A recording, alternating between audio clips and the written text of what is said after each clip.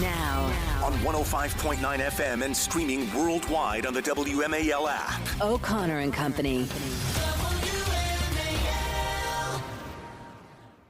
It is 6:07. It's O'Connor and Company, and we're in a party kind of mood here because Patrice, Onwuka, and I are ringing out the old, the very old, the way too old. It's the end of the Biden presidency, and yes, on Monday it'll be the beginning of a whole new dawn in America. Coming up at 7:35, Bram Weinstein to preview the big Commanders playoff game in Detroit. 8:05, Newt Gingrich, and at 8:35, Brett Baer of Fox News Channel. You've always got your boogie on, Patrice, but it seems like you've got an extra spring in your step today. I am doing my Trump dance right now in studio. Because Good Friday, everybody. This is the last Biden Friday I will ever have to say. Yeah. And, you know, we've been there's obvious reasons why this is a great thing, and we're excited to turn the page, if I may borrow a phrase from Mrs. Walz, the First Lady of Minnesota, and really reverse a lot of the destructive policies that the Biden administration has put forth. And that certainly will be on the agenda for President Trump on day one. But one of the things that we've been looking forward to as well has been the cat fighting, the tell-all books, the claws coming out, the fangs being bared. We've been saying for a while here that a lot of the top power players in the Biden hierarchy, they don't like each other. Yeah. They don't like other people. Everyone loves Joe Biden. No, actually, Joe Biden has made a lot of enemies over the years. People tolerate Joe Biden. And it's amazing how as soon as somebody's no longer in power or no longer a threat to them or can help them in this town, boy, oh boy, do the knives come out. And it wasn't any plainer than when we saw the engineering behind the scenes to take Joe Biden off the ticket against his will and place Kamala Harris in there. And we've always known that it was Nancy Pelosi who really drove that bus, Patrice. Yes. And now Jill Biden, the First Lady, Dr. Jill Biden, she's starting to speak out about it, subtly a little bit, but boy, that tell-all is going to be fantastic. I don't want to read Joe's book because who knows what's going to be in it, whether he writes it. I don't want to read Kamala's book. No, I don't want. For sure.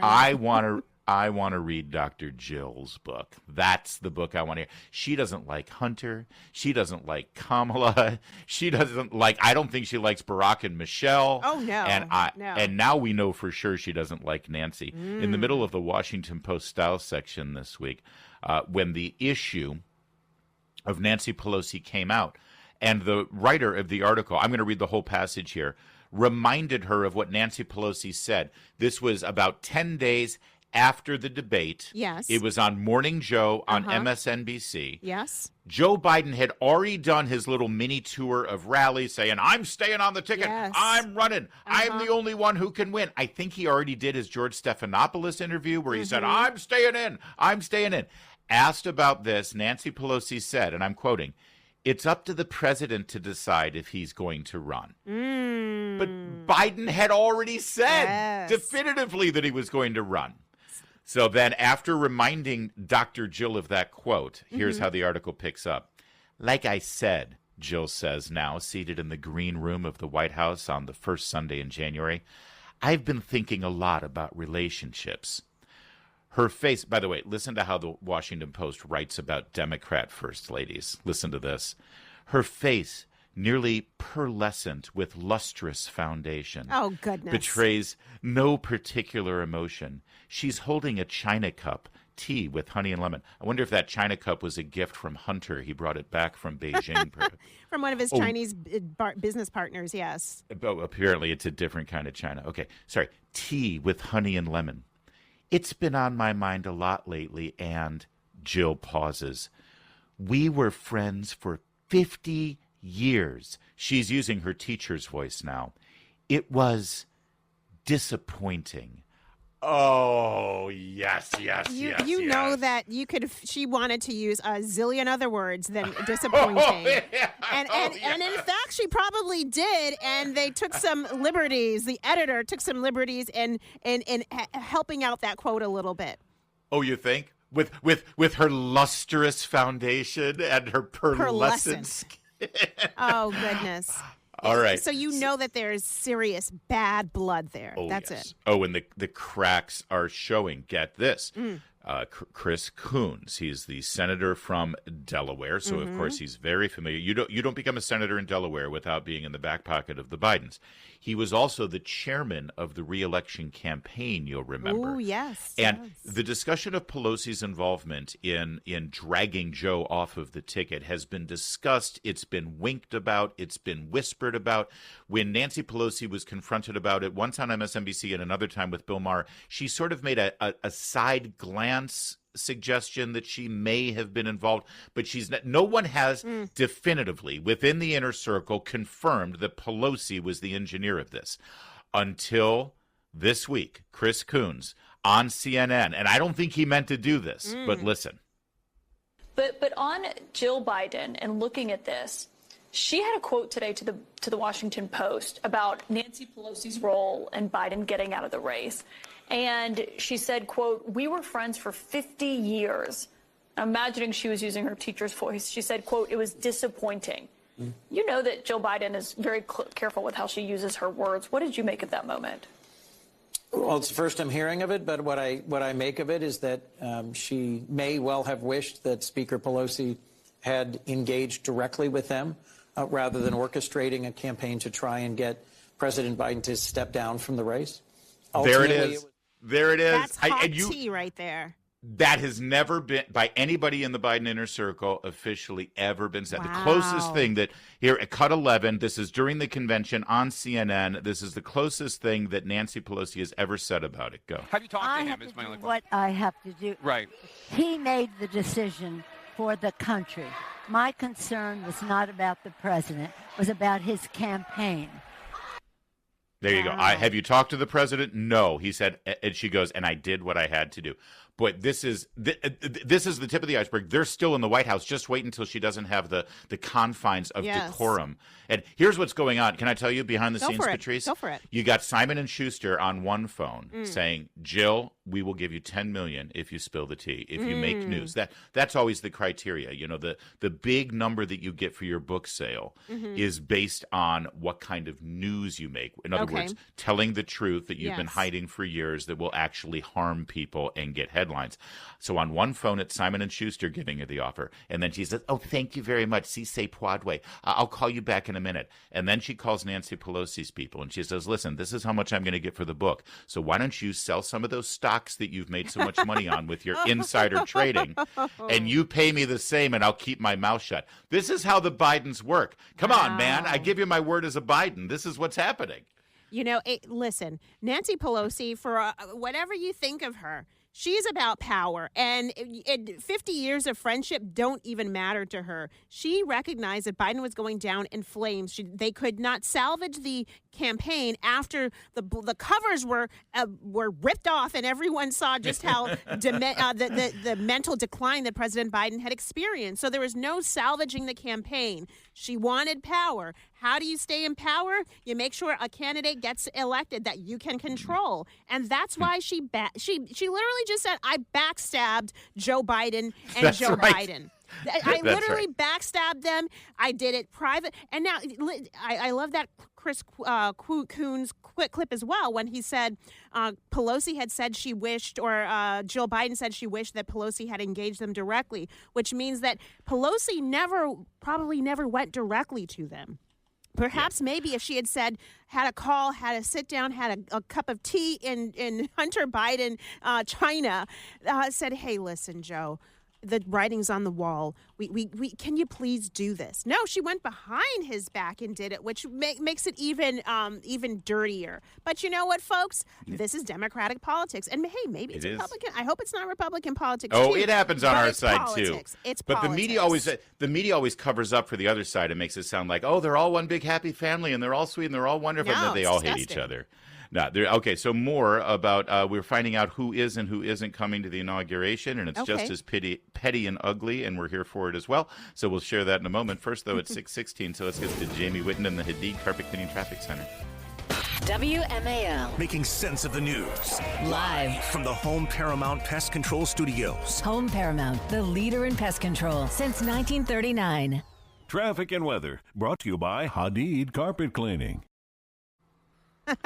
Now, if you were hoping to see a little bit of the cat fight there, as we saw at the funeral for Jimmy Carter, you wanted to see the interaction one between. Week ago, Larry, you and I were talking about all the interactions we saw there. And we're like, oh, we can't wait to the inauguration. You got, Trump and Melania center stage. Then you got Jill, and then you got Michelle, and then you got Hillary, and then you got Kamala, and then you got Nancy, and you got. Well, it's not going to be quite as entertaining as you would hope. It's not going to be Real Housewives on the National Mall necessarily. No flipping chairs. Oh, man.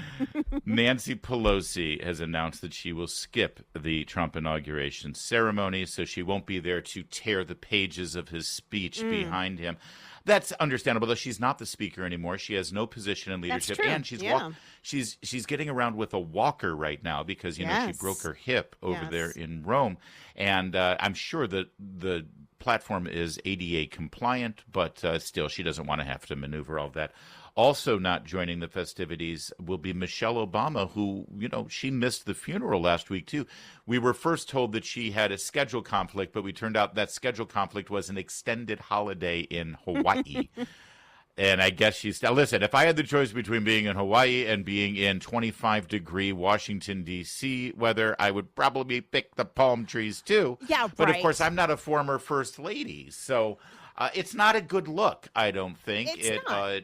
It betrays the whole, we're all in this together, let's move on, we're not going to resist. Of course they're going to resist. Let's be honest here, Larry. If Kamala Harris had won, you think that Michelle Obama would have skipped this inauguration? No, she would have cut her trip, taken a couple of days, flown here to D.C. to her big lavish house in upper Washington here, and then been out there to greet, shake hands, take a bow because the Obamas saved the day once again, and been there. So this is absolutely sour grapes on the part of Michelle Obama, and poo-poo to all those people who say, she doesn't want to be. She's always bucked the trend. This is who she is. She decides what she wants to do, and she doesn't have to be there. People can skip. I get that, but you're sending a message, and if you really care about unity, you show up there, and you say, I'm about unity more than I'm about my sour grapes and the fact that Patrice, I could not salvage. I get it, Kamala but I Harris cannot wait campaign. to get to this next point here. Okay, You're right, and that is the political Washington, D.C. analysis, and you're 100% spot on.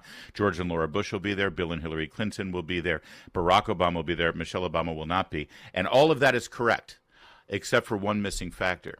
If you're estranged from your husband, the former president, and there's rumors of a divorce, and Barack Obama is rumored to have been having an affair with a Hollywood star, then maybe that's why you're not showing up. And maybe it has nothing to do with Donald Trump and MAGA. Oh, you heard me right. The Daily Mail has... The Daily Mail has all the tea on this. And listen, when has the Daily Mail been wrong about things like this? Yeah, I know. Barack and Michelle Obama showed no signs of togetherness on their last outing amid divorce rumors. When they are seen together, they don't look like they're showing any, quote, active signs of togetherness, according to an expert in such things. The UK-based body language expert, Judy James. And listen, they analyze the royal family on things like this, and they're never wrong, Patrice. Yes. Barack looked rather somber during the last outing, which was a dinner date. She also pointed out that he walked behind his wife rather than next to her, and that there was no sign of any chatting or coupling up between them as they left the restaurant. After they got into the car, Michelle's smile immediately faded, and they were both seen staring straight ahead as they sat side by side. A little bit more here. NBC News is reporting that the White House feels like a morgue. He harbors, along with First Lady Jill Biden, a simmering resentment toward former President Barack Obama and former House Speaker Nancy Pelosi. Several aides, including Bob Bauer and Anita Dunn, in the White House, the mood feels like a morgue. But let's get back to Barack.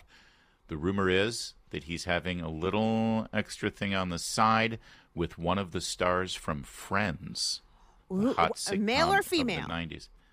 Why would you even have to ask that That's question? a joke. That's a joke. That's a joke, everybody. That's a joke, everybody. All right, so there are 3 women on Friends. Well, we know it's not Matthew Perry. Sorry. Sorry. No. God Too bless. soon. R.I.P. Sorry. So I there don't know. are five people, sorry. But yes. There are three women involved here, and that would be Courtney Cox, Jennifer Aniston, and Phoebe. What was her name? Lisa Kudrow. Thank you. Lisa Thank you, Michael. Kudrow. There you go. Who do you think it would be of those three? Who would be his type? Yeah, I'm sticking with Matthew Perry. It's 6:23. Now on 105.9 FM and streaming worldwide on the WMAL app. O'Connor and Company. It is 6:37. It's O'Connor and Company. That's right. It's O'Connor and Company, and we are having a great old time here on the 17th day of January, the final day of the lamentably bad Biden administration, coming up in at 7:35. Bram Weinstein will join us, talk about the Commanders game this weekend against the Lions. 8:05 brings us Newt Gingrich, and at 8:35, Brett Baer of Fox News Channel. I always get distracted by your dancing, this time to the Pointer Sisters, which is a fine Gen X anthem there of the 80s. Oh, I see the millennial shade. Okay, that's all right. That's all No, right. it's fine. We'll let you enjoy our music. It's fine. And you can enjoy Kesha. Yeah, everybody wants to know what's going to happen with TikTok. As you know, Congress, one of the things that the House of Representatives and the Senate could actually agree on was to get rid of TikTok. It's an absolute national security threat. The Chinese are spying on us. Biden administration, after saying that they would reject it, ended up signing it into law. But now it comes time to enforce it. And, well, the Biden administration has announced that they will not enforce the law that they say. I thought he was the law and order president. I thought he was all about rule of law. No one is above the law. Apparently TikTok is above the law. And by the way, what country has its fingers all woven into TikTok? Oh, that would be China, the same country that paid his family so much money. But yeah, the Biden administration, they're leaving this whole TikTok thing to the Trump administration to sort out and handle. So there you have it. I mean, are you surprised that President Biden would backtrack on a pledge that he made? Maybe because the family has some sort of dealings with TikTok. Maybe because the family is benefiting in some way or will benefit in some way once they leave office, working with TikTok. And folks, just don't forget, TikTok has a way out there. They could divest their U.S. business to, and be bought by someone like Mr. Wonderful, Kevin O'Leary, one of the best sharks there is. And they don't want to do that. They don't want to divest from China, which tells you something. If China cannot get access to user data like they claim they can't, then why doesn't the ByteDance, which owns TikTok, say, oh, well, let's separate. Let's keep our U.S. business. And that way we can assure you Americans that there's no shady business going on between us and China, but they're not doing that, which tells you everything you need to know. And that Biden is covering up for TikTok tells you everything you need to know about his foreign policy approach. Well, and remember, we were also told during this whole debate that China has nothing to do with TikTok. They don't have any. No, it's owned by the Singapore company, ByteDance, and they're solely, and now it's like all of the headlines. China is deciding what to do. China might delete the app and not make it available. China might do this. China might do that. Yeah. Why are we even debating this? I agree. I got to give him credit. Sean Spicer is right about certain things, and I saw him making this comment the other day that we were all going nuts over a freaking balloon flying over our country, the Chinese spy balloon. Yeah. And we should have been. We should have been concerned about that.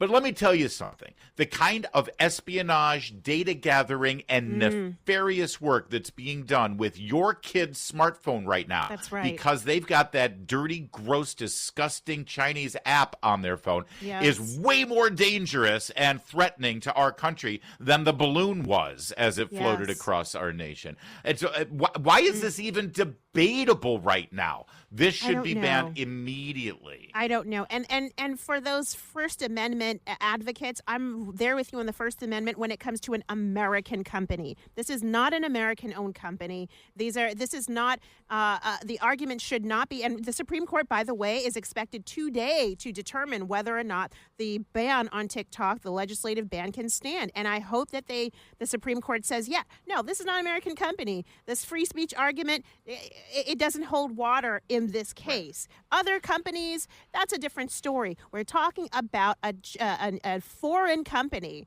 and the other implications it has, national security implications, plus just the divisive politics, the miseducation that our kids are getting. I mean, come on now. There are many reasons to get rid of this app. The social contagions. And another thing. I've seen TikTok. I know TikTok. There is literally nothing you do on TikTok that you can't also do on another social media app in basically the same way. The only difference is the interface and if you happen to have a big audience on TikTok. But the downside and the dangers of TikTok far outweigh any kind of interaction and free speech concerns here. I'm sorry, I'm a free speech absolutist usually, but not on something like this. In fact, if this were an American-owned company, I think it would be a no-brainer if they were doing some of the kind of things that this company is doing. Like, you think it would be better if an American-owned company was data mining and getting all this information and then selling it to a foreign adversary? Hell no. The hell no. Of course it wouldn't be. So, listen. I don't know how it's going to end up. The Trump administration and Trump himself has signaled that he's a kind of a fan of TikTok. TikTok was a big part of their campaign strategy. Yeah. He would rather not. How do you think this is going to end? You mentioned a sale to an American company or to an American-friendly investment group like Kevin O'Leary. Do you think that's what's going to end up happening here? I think so. I mean, Mr. O'Leary was on Fox's Outnumbered yesterday just saying we are trying really hard. He's even partnering up with one of his competitors to put together a team that's going to work the Republican channels, the Democratic channels behind the scenes to say, what can we do to buy this company so that we can salvage and save what is a really good idea if you can remove all of the tentacles of China here. And I think that's the challenge. So I do think the Supreme Court, though, will uphold the ban on TikTok. I think they will because it seems to be pretty clear cut from here. Then I just hope that President Trump would uphold that ban. That's the key because Biden is saying he's not going to enforce it. So yeah. By the way, I'm skeptical that that you can eliminate all those tentacles that stretch all the way back to China and Beijing. We shall see. Also, by the way, it's been signaled by the Chinese that they would rather just delete the app from American consumption than sell it, which tells you a lot, doesn't it? It tells you a whole lot that no, you keep your billions of dollars. We'd rather actually not engage anymore, and we'll just take our thing because it's already done its job. And frankly, now look out for the next program and app and software that they infiltrate us with. It's 6:44. WMAL is live from Capitol Hill Monday for the inauguration of Donald J. Trump, sponsored by Young America's Foundation. 6:49 now, Patrice Onwuka, and well, isn't this a fabulous development over there at the FBI? It's been announced that they have closed their DEI office. Fox News confirmed this in an article yesterday. In recent weeks, the FBI took steps to close the Office of Diversity and Inclusion, ODI, effective by December 2024. The agency didn't specify why it had closed the office. Earlier this month, Republican Senator Marsha Blackburn sent a letter to FBI Director Christopher Wray claiming that radical DEI practices had endangered Americans following the New Year's Day terrorist attack in New Orleans. Quote, I'm deeply concerned that under your leadership, the Bureau has prioritized diversity, equity, and inclusion initiatives over its core mission of protecting the American people. That was a January 3rd letter, but apparently they had already closed this office. I think the question is, why was it open in the first place? Well, ODI stands for odious because discrimination on the basis of sex, race, or sexual orientation is wrong. It's illegal. It's unconstitutional, and it's unfair. It's un-American. Yeah. The Trump administration, though, obviously probably pleased at this development, also sort of smell a rat. Why are you closing it now? Why are you doing this preemptively? And in fact, Donald Trump took to Truth Social and said, we demand that the FBI preserve and retain all records, documents, and information on the now closing DEI office. Never should have been opened, and if it was, should have closed long ago. Why is it that they're closing one day before the inauguration of a new administration? The reason is corruption. Hard not to see it that way. There should be investigation into what that office did, and I want to see the paper trail, emails, and conversations about closing it, why they closed it, and why they closed it when they did.